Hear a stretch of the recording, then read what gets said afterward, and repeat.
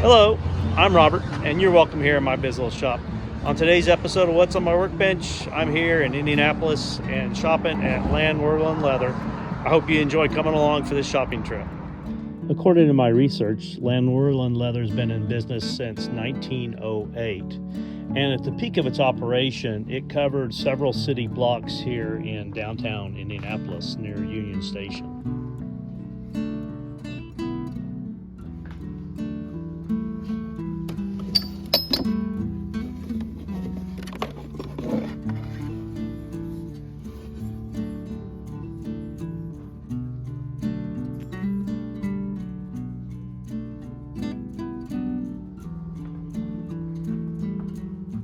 I got a chance to visit with Eric while I was in the shop today, and on that visit I was able to confirm that a large amount of their business still is in the boot and shoe repair business, and he has a large supply of that, and he ships out daily to them in the United States. And my research shows that at one point there was about 75,000 cobblers, could be even more than that, in the United States.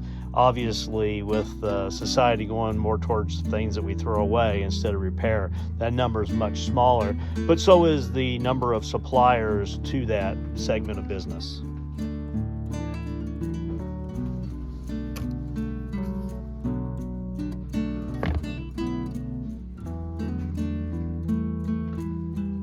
It's really interesting to walk through this business and look at the supplies, but also the interior of the store and the machinery that's here as well. It's really a snapshot of America small business in the early 1900s. I hope you enjoy looking at some of these pieces of equipment and just the feel of the store as well. Throughout the business, there are definitely signs that they catered to now, and probably more strongly in the past, to the shoe and boot industry. There were, I would say, hundreds if not thousands of boxes of shoelaces, and yes, we still use shoelaces, but definitely not to the same extent as we did then.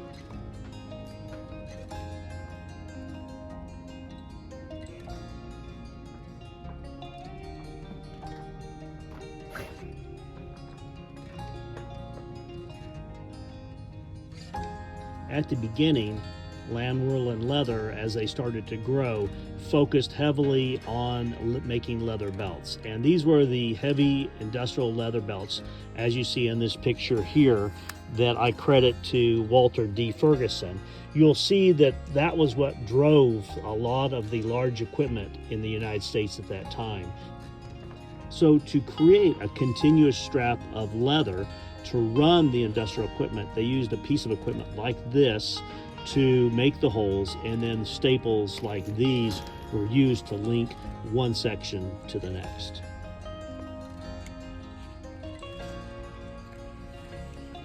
Here is a mix of equipment, old and new, mostly old, and a lot of this equipment was created in the late 1800s and early 1900s, and is still in use in many of the shoe repair businesses today.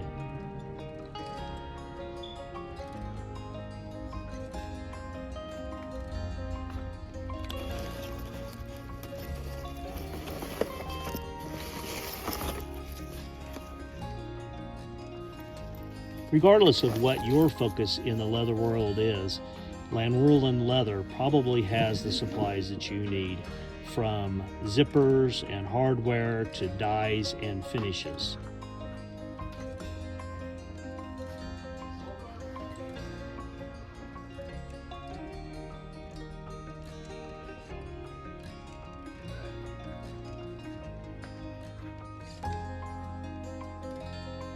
I hope that you've enjoyed following along today as I do some shopping here at Landwerlen Leather and stroll through what seems like a time gone by. I really do enjoy spending time there, and the selection is endless.